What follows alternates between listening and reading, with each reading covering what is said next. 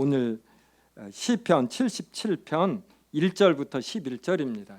시편 77편 1절부터 11절 제가 봉독하겠습니다.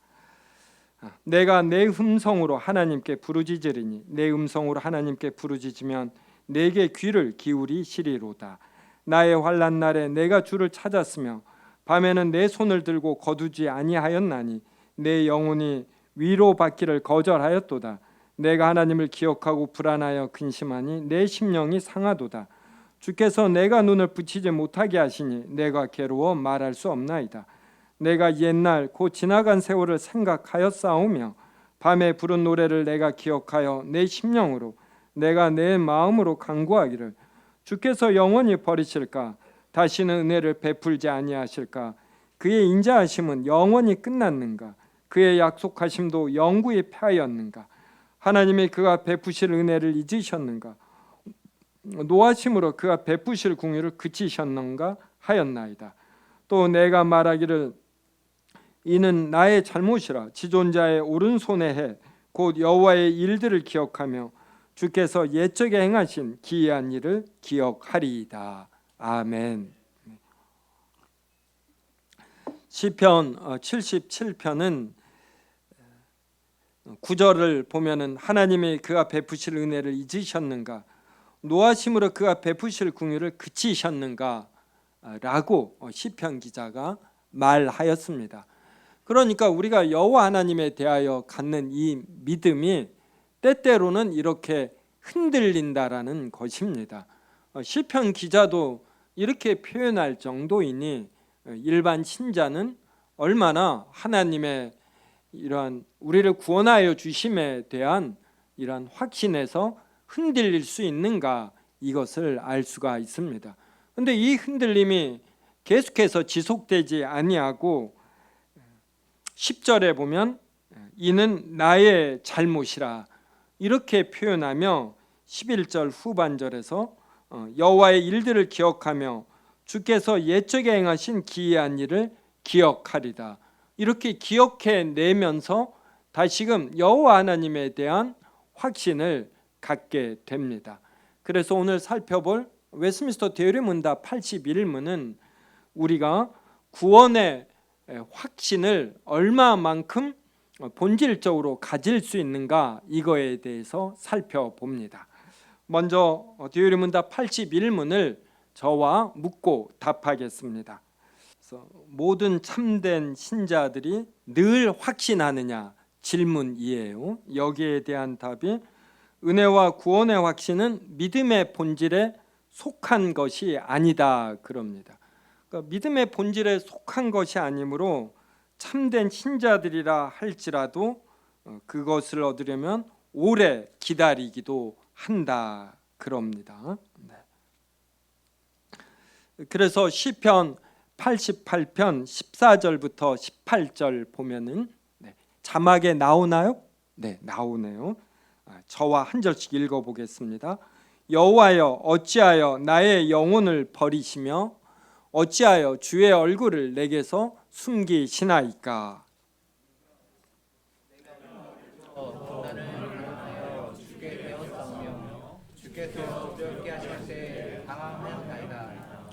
주의 진노가 내게 넘치고 주의 두려움이 나를 끊었나이다.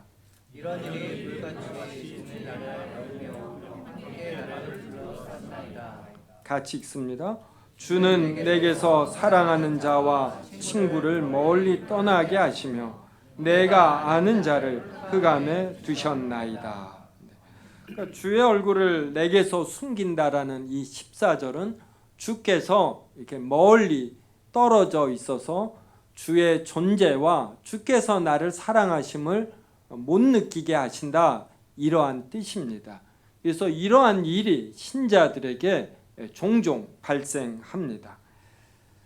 그리고 우리가 시편 77편에서 읽은 것처럼 6절부터 9절을 다시 한번 저와 한 절씩 읽겠습니다. 밤에 부른 노래를 내가 기억하여 내 심령으로 내가 내 마음으로 간구하기를 주께서 영원히 버리실까? 다시는 은혜를 베풀지 아니하실까? 그의 인자하심은 영원히 끝났는가? 그의 약속하심도 영구히 패하였는가?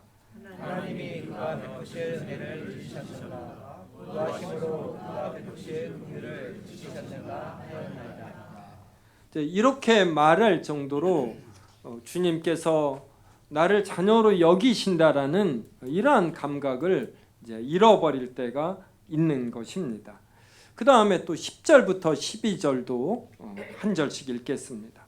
또 내가 말하기를 이는 나의 잘못이라 지존자의 오른손에 해 여호와의 일을 기억하며 주께서 옛적에 하신 기이한 일을 기억하리이다. 같이 읽습니다.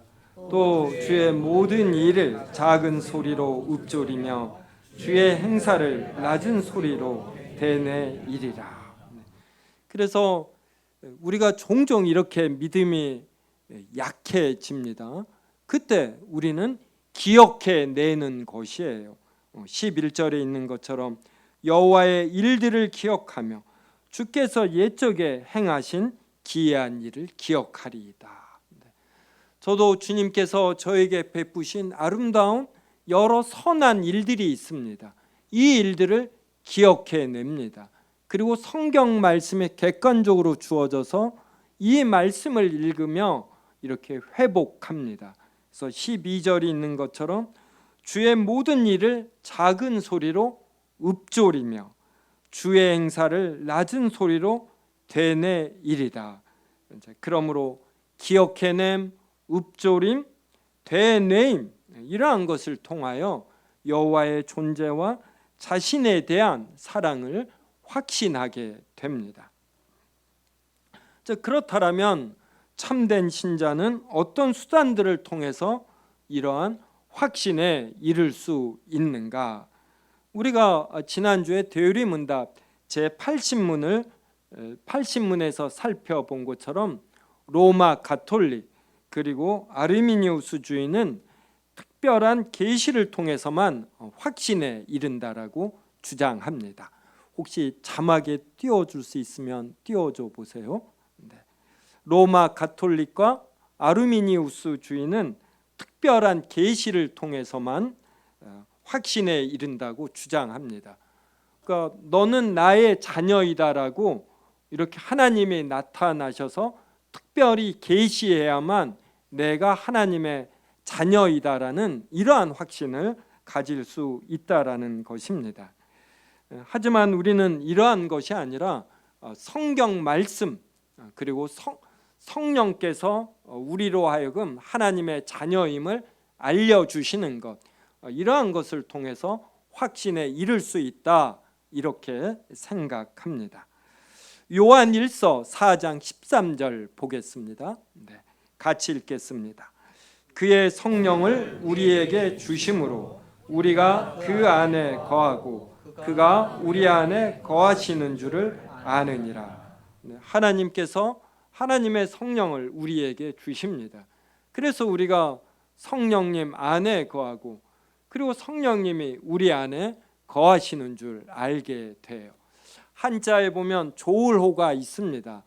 계집녀와 아들자로 이렇게 이루어져 있죠. 그래서 남녀가 껴안는 것이 좋다. 이제 이러한 해석이 있고, 근데 대부분은 엄마가 이렇게 자녀를 껴안는 모습 이제 이렇게 표현을 합니다. 우리가 부모님이 나를 사랑하시고 부모님이 나의 친부모임을 어떻게 아냐면 부모가 나를 껴안아 줄 때 그리고 여러 사랑을 베풀 때 이제 이러한 것을 확신하게 됩니다. 그래서 자녀는 이것을 확신하기 때문에 매우 당당합니다. 성경에 보면은 성부 하나님께서 예수 그리스도 안에 그리고 예수 그리스도가 하나님 아버지 안에 거하십니다. 그러니까 서로가 서로 안에 거해요. 이것처럼 하나됨이 없고 이것처럼 밀접한 것이 없는 것이죠. 그런데 예수 그리스도가 이 땅에 사람이 되신 것은 바로 우리도 예수 그리스도로 말미암아 하나님과 하나가 되게 함입니다. 그래서 하나님께서 우리 안에 우리가 하나님 안에 거하는 것입니다. 우리가 사람을 신뢰한다라는 것은 그 사람과 내가 이렇게 진정으로 하나가 된다라는 의미이고, 이럴 때 우리는 가장 편안함을 느낍니다. 그런데 요한일서 4장 13절이 말하는 것처럼 하나님께서 성령을 우리에게 주시고, 그래서 하나님께서 우리 안에, 우리가 하나님 안에 거하게 됩니다. 또 히브리서 6장 11절부터 12절을 한 절씩 읽겠습니다. 우리가 간절히 원하는 것은 너희 각 사람이 동일한 부지런함을 나타내어 끝까지 소망의 풍성함에 이르러 게으르지 아니하고 믿음과 오래 참음으로 말미암아 약속을 기쁨으로 받는 자들을 받는 자 되게 하려 하십니다. 우리가 동일한 부지런함을 나타내어 끝까지 소망의 풍성함에 이르는 이러한 과정을 통해서 또 이러한 구원의 확신, 이러한 것을 갖게 됩니다. 우리가 부모의 자녀라는 확신을 갖는 것은 부모가 원하는 바를 잘 행할 때 이것을 부모가 또 기뻐하고, 그리하여 우리를 더 사랑할 때, 또 우리 또한 부모를 사랑하게 될 때 더 확신을 갖는 것과 같다, 이럴 수가 있습니다. 그러면 확신에 이르는 통상적 수단은 구체적으로 무엇인가, 이걸 살펴보겠습니다. 내가 하나님의 자녀라는 이러한 확신에 이르는 구체적 수단, 이것을 로마 가톨릭은 특별한 계시, 엑스트라오드네리, 아주 특별한 계시를 통해서 이루어진다고 보는데, 우리는 이러한 구원의 확신, 믿음의 증가, 이러한 것은 말씀을 통해서, 그리고 성례를 통해서, 그리고 기도를 통해서 이루어진다라고 봅니다. 하나님께서 이러한 성경 말씀이라는 이러한 객관적 수단을 우리에게 주신 것입니다. 그래서 우리가 이 성경 말씀을 잘 공부하면 우리의 믿음이 증가하고, 그 결과로서 내가 하나님의 자녀라는 것, 이것을 알 수가 있습니다.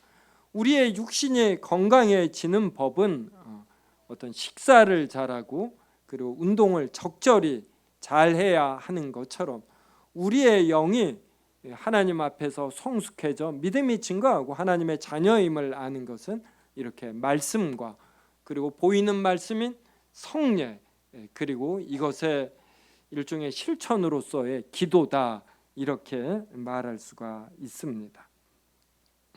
그래서 이런 말씀을 공부하고 성례에 참여하고 기도 생활을 하는 것은 해도 그만, 안 해도 그만이 아니라 우리가 꼭 해야만 하는 것입니다. 그래서 베드로후서 1장 10절을 보면 이렇게 나와 있습니다. 같이 읽겠습니다. 그러므로 형제들아 더욱 힘써 너희 부르심과 택하심을 굳게 하라. 너희가 이것을 행한즉 언제든지 실족하지 아니하리라. 그래서 우리가 부름을 받은 이 부르심, 우리가 택함을 받은 이 택하심을 굳게 하는 일, 이것이 바로 말씀 공부이고 성례에 깨어서 참여하는 것이고, 이것의 실천으로서 어떤 기도 생활을 잘 하는 것입니다. 우리가 이러한 통상적 수단인 믿음, 성례, 기도를 통해서 더욱 힘써 우리의 부르심과 택하심을 굳게 하면 우리의 마음은 성령 안에서 평강과 기쁨으로 넓어집니다. 이것을 로마서 15장 13절이 말해 줍니다. 같이 읽겠습니다.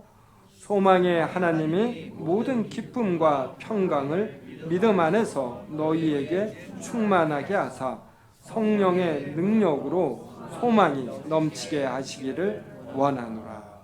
또 로마서 14장 17절도 이렇게 말합니다. 같이 읽습니다. 하나님의 나라는 먹는 것과 마시는 것이 아니요 오직 성령 안에 있는 의와 평강과 희락이라. 또 로마서 5장 1절도 같이 읽습니다. 그러므로 우리가 믿음으로 의롭다 하심을 받았으니 우리 주 예수 그리스도로 말미암아 하나님과 화평을 누리자.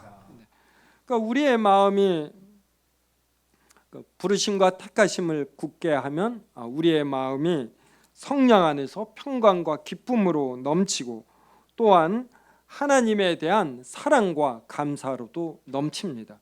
그러니까 하나님에 대한 사랑과 감사가 넘치니까 내가 하나님의 자녀라는 확신을 더 갖게 되는 것이죠. 로마서 5장 5절이 이것을 말해줍니다. 같이 읽겠습니다.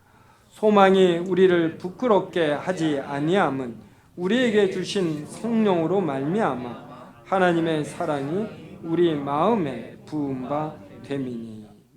그래서 성도 여러분이 이렇게 믿음이 약하여질 때 이럴 때 생각해 보는 거예요.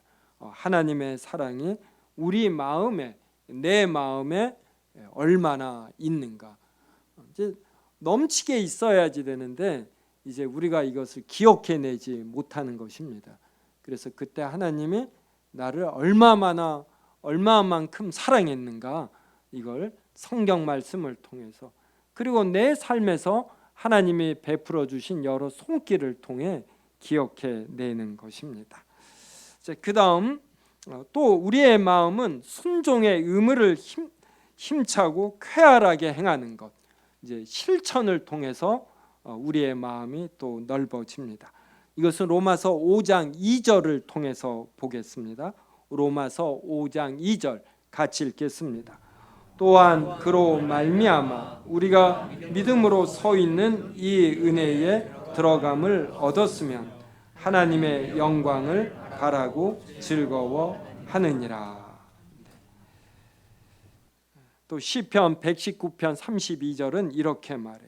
주께서 내 마음을 넓히시면 내가 주의 계명들의 길로 달려가리이다. 주께서 내 마음을 넓힙니다. 그러면 우리가 주의 계명들의 길로 달려간다. 그러니까 하나님의 계명들을 실천하는 일에 열심을 낸다 그럽니다. 그래서 예전에는 하나님의 계명들을 실천하는 것이 무거운 짐이었습니다. 그런데 우리가 은혜를 받고 하나님의 자녀임을 확신하게 되면은 우리의 깨달음이 있어서 주의 계명들을 설치하는 것이 어떤 어려움이 아니라 어떤 기쁨이 됩니다. 이제 확신은 믿음의 본질인가 생각해 봅시다. 확신이 믿음의 본질이 아니라고 우리가 읽은 데 나와요. 오늘 읽은 데에서 은혜와 구원의 확신은 믿음의 본질에 속한 것이 아니다. 그러므로 참된 신자들이라 할지라도 이것을 얻으려면 오래 기다려야 한다. 이게 무슨 뜻이냐면 제가 지금 목이 마릅니다. 그러면 이렇게 물을 마시면 갈증이 해결이 됩니다. 우리가 배가 고프면 그래서 오전 예배 후에 점심을 먹습니다. 옥수수와 어떤 비빔밥을 먹었는데 그럼 배고픔이 해결이 됩니다. 그래서 빵이나 물은 우리의 배고픔과 갈증을 해결해 주는 이러한 속성을 갖습니다. 그러면 이 확신이 믿음의 본질이라면 우리가 예수 그리스도를 믿는 순간서부터 내가 하나님의 자녀이라는, 그래서 하나님의 자녀로 끝까지 내가 견뎌낼 것이라는 이러한 확신이 늘 있어야 합니다. 하지만 이 정도로 이 믿음이 구원의 확신의 이러한 본질인 것은 아닙니다. 그래서 우리가 읽은 것에 구원의 확신은 믿음의 본질에 속한 것이 아니다. 그래서 믿음을 가져도 분명히 예수 그리스도에 대한 믿음은 있는데 내가 하나님의 자녀로 끝까지 믿음을 유지할 것이라는 이러한 확신은 없는 것입니다. 그래서 이것을 얻기 위해서는 오래 기다리기도 해야지 돼요. 그러니까 신앙생활을 해 나감에 따라서 이러한 구원의 확신을 갖는다 이 뜻입니다. 그 다음에 내가 하나님의 자녀이라는 분명한 확신을 갖고 그래서 잘 신앙생활을 하다가도 어떠한 일이 있으면 이것이 흔들립니다. 그래서 다양한 심적 혼란, 또 죄를 짓습니다. 다윗이 바세바와 간음을 했지요. 그때 그가 얼마나 하나님의 얼굴에서 자신이 멀어진 듯한 이러한 영적 갈등, 이러한 것을 토로했는지 모릅니다. 또 유혹을 받을 때 버림받은 듯한 낭망으로 인해 이러한 구원의 확신은 약해지기도 하고 심지어 잠시 중단되기까지도 해요. 그래서 내가 그리스도인인가 이러한 생각이 들기까지 하는 것입니다. 그런데 이제 그 다음에 하지만 하나님의 영께서는 그들로 완전한 절망에 빠지지 않게 하심으로 그들은 하나님의 영의 임재와 도우심이 없이 결코 내버려지지 않습니다. 우리가 잠시 이러한 낭망에 빠져도 하나님의 영의 임재와 도우심이 있어요. 그래서 이러한 낭망으로부터 우리는 벗어나게 되는 것입니다. 그래서 하나님께서는 한번 택하신 자녀가 있으면 이 자녀를 온갖 죄와 유혹으로부터 견뎌내도록 보호하시고, 그러니까 적절한 죄와 유혹만을 감당할 시험만을 하나님께서 허락하시고, 또 우리 안에 임재하시는 영께서 너는 하나님의 자녀이다라는 이러한 소망을 완전히 잃지 않도록 끝까지 붙들어 주시는 것입니다. 그래서 우리는 우리 편의 의지와 결단, 우리 편에 어떤 늘 깨어 있음, 이거 이전에 하나님께서 우리를 하나님의 자녀로 삼아 주심, 그리고 이 한 번 삼아 주신 것을 끝까지 하나님께서 유지하심, 이러한 것에 근거를 두는 것입니다. 사람의 이 아이는 동물들 중에서 사람의 자녀처럼 오랫동안 부모의 돌보심을 받아야 하는 존재가 많지가 않습니다. 그래서 갓 태어난 아이가 자신의 힘과 능력으로 살아가야 한다면 그가 어떻게 생존할 수 있겠습니까?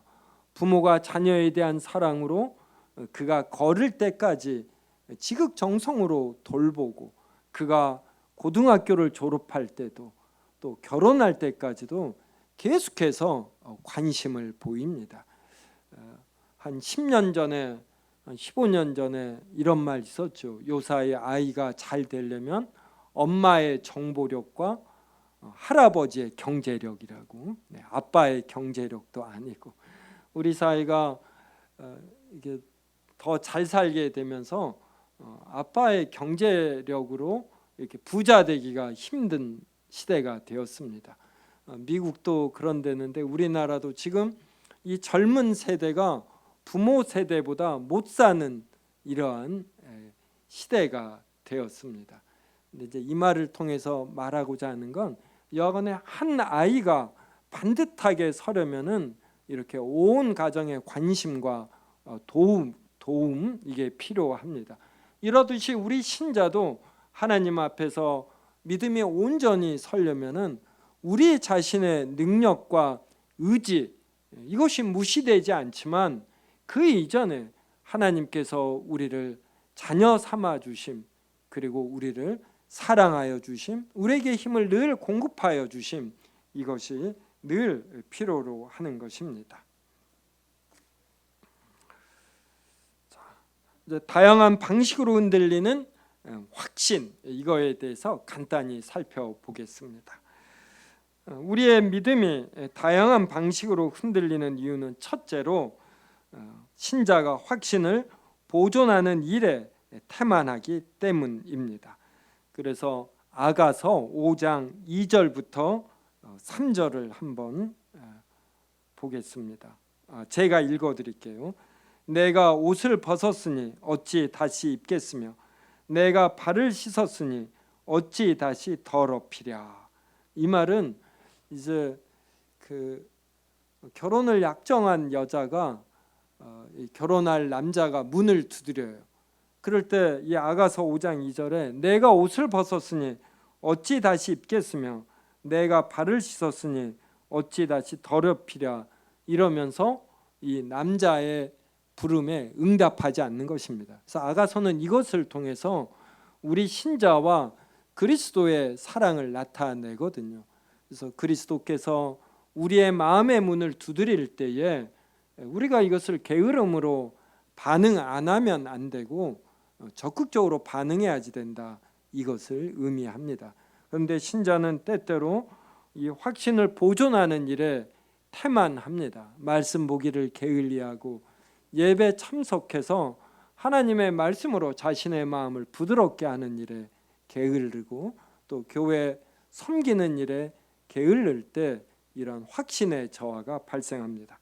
둘째로는 신자가 양심에 상처를 내며 성령을 근심하게 하는 어떤 특별한 죄에 빠지기 때문입니다.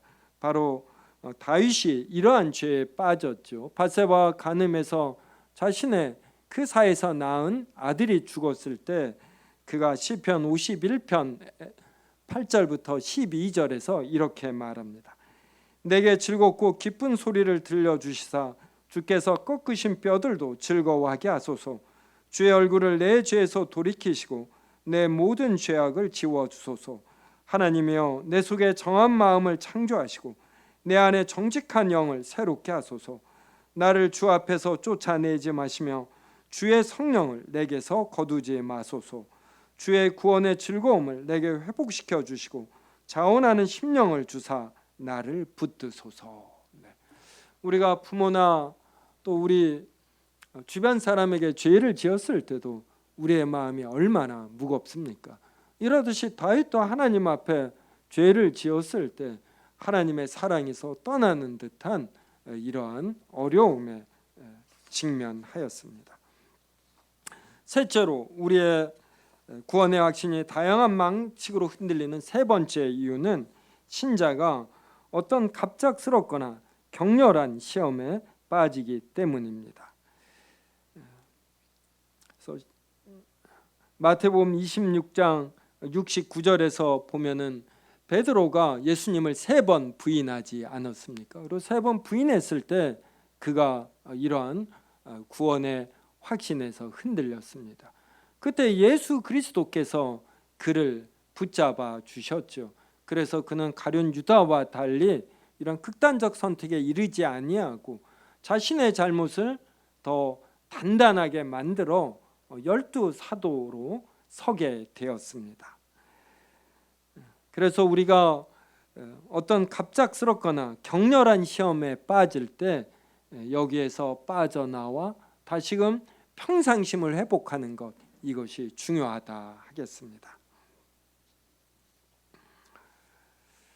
그러면 우리가 이렇게 다양한 방식으로 흔들리고 감소하고 일시 중단되는 구원의 확신이 발생할 때 그 이후에 어떻게 되는가? 우리가 81문에서 묻고 답한 것처럼 하나님의 영의 인재와 도우심이 우리에게 발생합니다.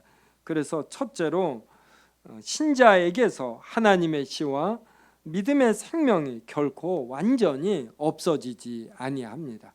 하나님께서 한번 택하신 자는 그에게 하나님의 씨가 있어요. 이것이 일종의 하나님의 말씀으로서 우리의 삶의 원리가 됩니다. 그래서 신자는 삶을 사는 원리가 일반 불신자하고는 다른 것이에요. 무언가 양보하게 되고 무언가 선한 것을 추구하게 됩니다. 그래서 완전한 절망과 낭망에 빠지지 않게 됩니다. 그래서 예수님이 베드로에게 미리 이렇게 말씀하셨죠.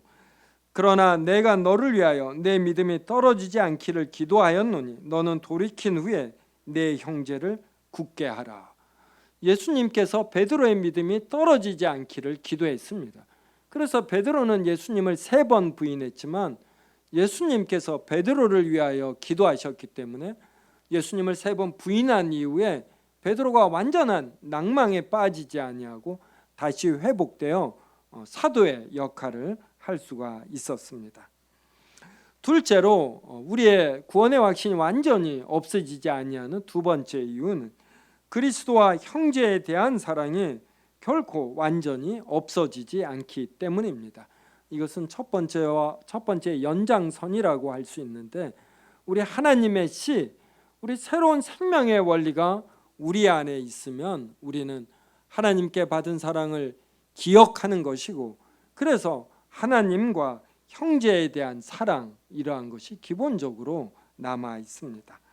셋째로는 마음의 진실함과 의무에 대한 자각이 결코 완전히 없어지지 않습니다.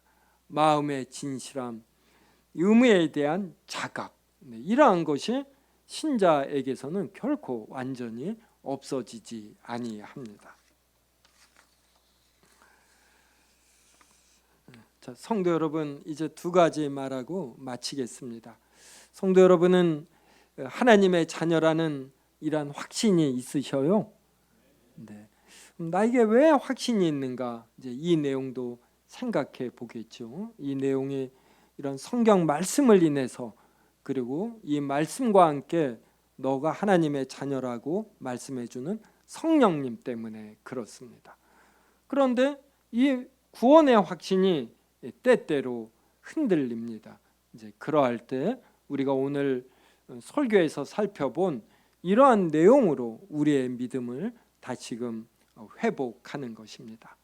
그래서 이제 많은 교회들은 좀 이렇게 회의되는 내용은 잘 다루지 않습니다. 항상 우리가 믿음이 강하고 늘 살아있는 이런 내용으로 다뤄요. 근데 어찌 연약한 사람이 늘 강한 믿음을 갖겠습니까?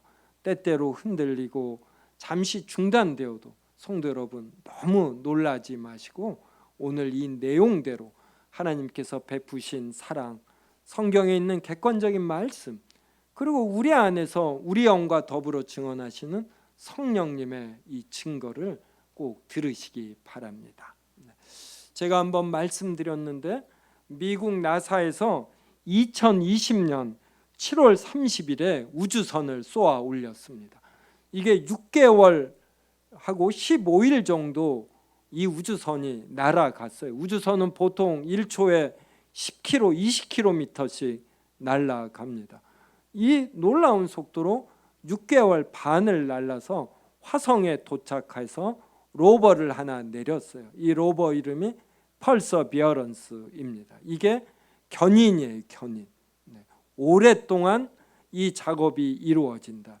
그래서 미국 나사는 무려 10년간에 걸쳐서 화성에 있는 토양을 이 지구 나사로 가져오는 일을 합니다.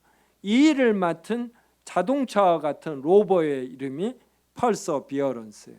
이게 바로 우리가 하나님에 대한 믿음을 견뎌낸다라고 할 때 쓰는 퍼서비어런스와 같습니다. 그럼 화성에 있는 이 로버 이름이 퍼서비어런스인데, 이 로버가 자신의 능력으로 움직이느냐? 그렇지 않아요. 여기에 부착된 이제 전지가 있습니다. 수명이 있겠죠. 그리고 미국 나사에서 무선으로 조종을 합니다. 그 다음에 1977년에 미국에서 보이저호를 쐈습니다. 지금 46년이 지났는데도 지금도 작동이 돼요.